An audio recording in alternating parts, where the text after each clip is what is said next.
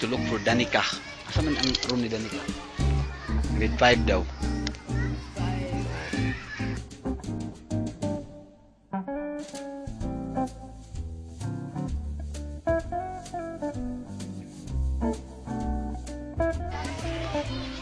School of Danica, the classmates. Classmate mo ni Danica?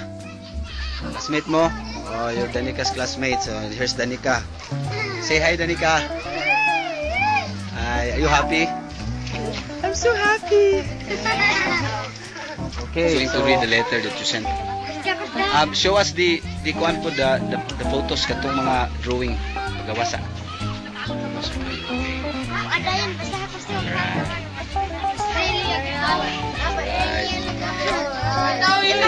Sige, ipakita. Ipakita, ipabukad. Show it on the camera. Show it on the camera. Okay. There, sige, lift it up. Pull up like that. Okay, that's the drawing of who's that? Basado na mga drawing. Victoria H. Things I like. Chocolate, dancing, music. Wow, next. Louder. Saba. Muski gamay. Muski basa Danica.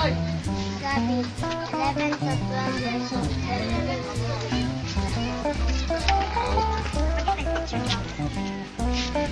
Mama, 8 guys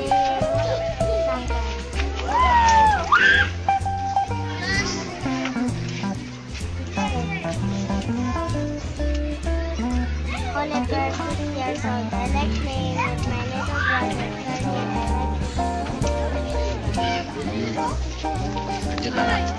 Okay, so you read the letter. Okay, Danica is going to read the letter that you sent in front of her classmates. They're about to be... What are you doing, guys? What are you doing? Doing something? You're going home now? You're about to go home? Okay, sige, read it.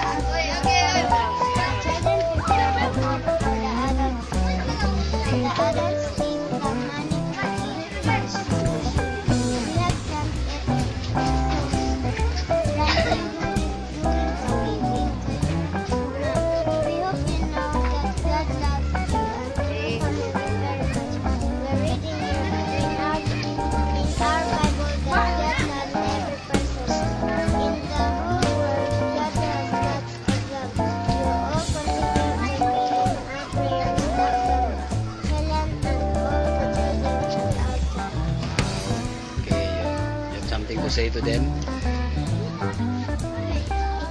say thank you for the photos. Thank you for the pictures that you took.